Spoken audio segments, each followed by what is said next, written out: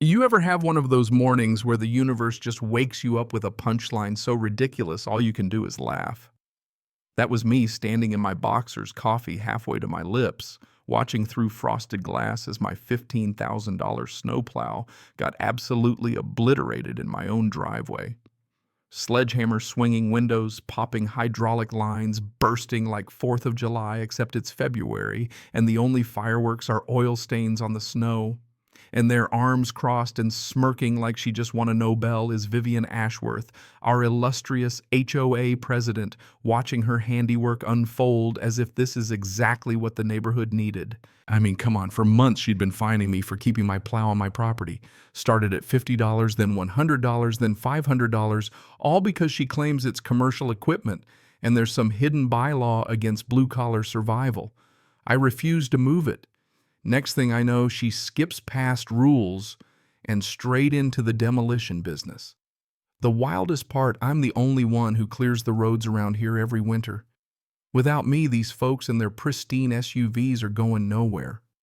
Their multi-million-dollar homes just extra fancy snow forts. So what do you do when your own HOA wrecks?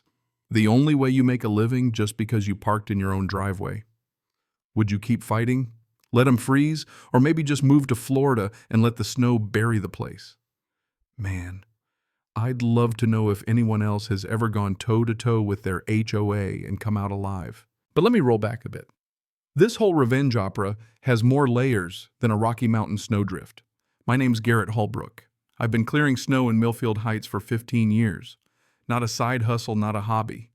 This is the family business my grandfather started back in 1970 when these were just dirt roads and developer pipe dreams. Picture this. It's pitch black, 4:30 in the morning, and the diesel engine's rumbling to life, a sound so deep it rattles windows up and down Pinewood Circle. The air smells like pine needles and cold steel leather steering wheel so frozen it'll burn your hands through 2 pairs of gloves. That's my childhood right there. Me, age 12, riding shotgun with Grandpa Joe. He'd say, "Garrett, we're not just moving snow, we're keeping the community alive."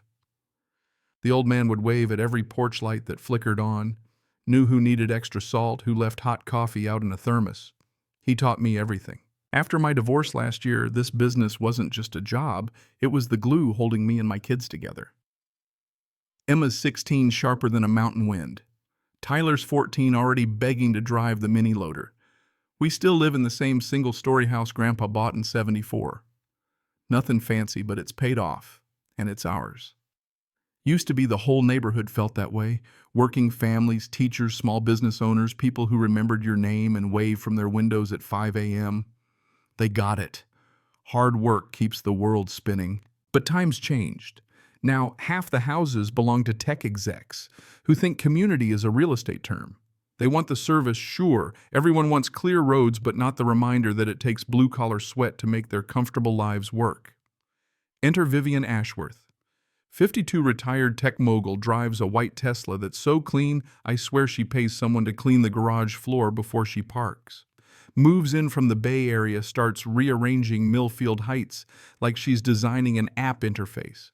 President of the HOA within a year. I live 4 houses down. But in 3 years, she's never once nodded my way, not even on the days her driveway was the first one plowed out.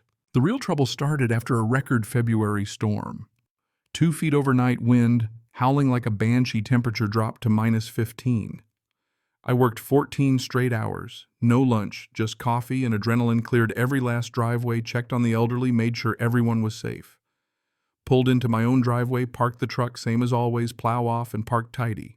Next morning, there it was, a crisp white envelope tucked under my wiper like a threat. Notice of violation, $50 fine for commercial equipment in residential driveway. Are you kidding me? This plow has protected this street since before half these houses even had roofs. The note was handwritten. Vivian's handwriting, all sharp edges and icy flourishes. Maintaining neighborhood aesthetics is everyone's responsibility. Please ensure compliance to preserve property values for all residents. That's HOA. Speak for people like you don't fit our new aesthetic. I paid the 50. Figured maybe she just needed a win. That was my first mistake. You give a bully an inch, they'll take your whole driveway. 2 weeks later, a second envelope, this time $100. Her note was even colder. Second violation, relocate immediately or face escalating penalties. Suddenly, I'm public enemy number one, all because I work for a living. Then she called an emergency HOA meeting, delivered invitations to every house except mine. Only reason I found out Dorothy Kellerman, 83 and sharp as a razor, snuck me a copy. You need to see this Garrett. She's up to something rotten. The community center smelled like burnt coffee and nerves. 30 neighbors folding chairs, creaking Vivian at the podium in a navy suit acting like Napoleon. Slide after slide about community standards and residential character, all those phrases that mean nothing except get rid of the help. But here's the first twist. Her husband, Lawrence City Councilman and part-time legal vulture, did the research. The new bylaw wouldn't name me, but it would ban all commercial vehicles from driveways. Thing is, I'm the only one it affects. Pretty slick if you're into that kind of cruelty.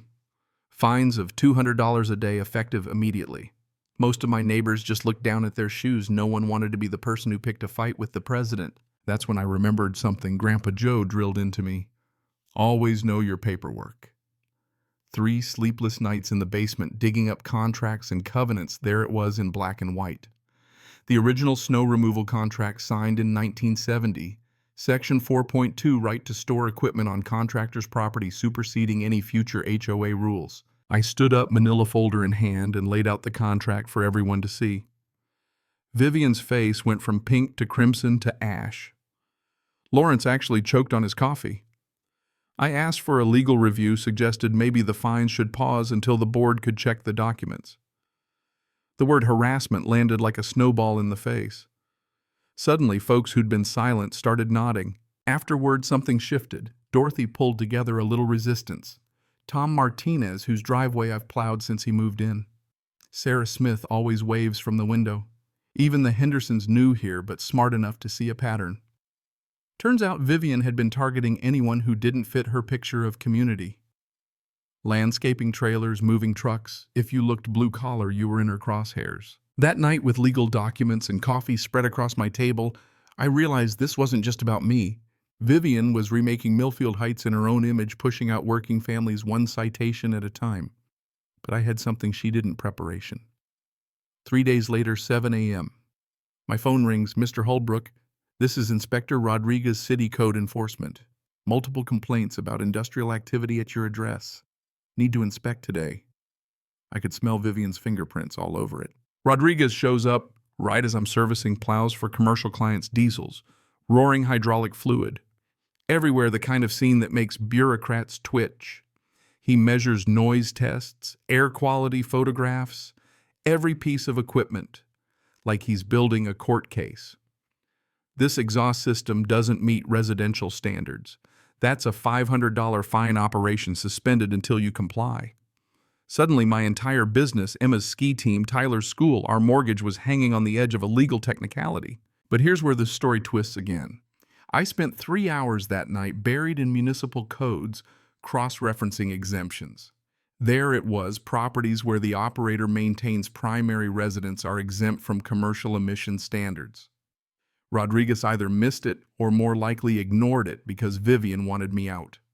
So I filed formal complaints with the city and licensing board, selective enforcement, conflict of interest. Now for the kicker, while researching Rodriguez, I found out he runs a side business.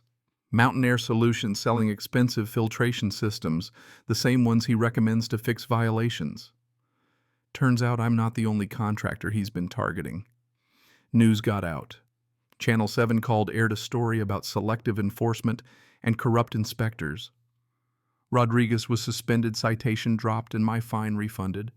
Vivian's campaign was backfiring. But she wasn't done.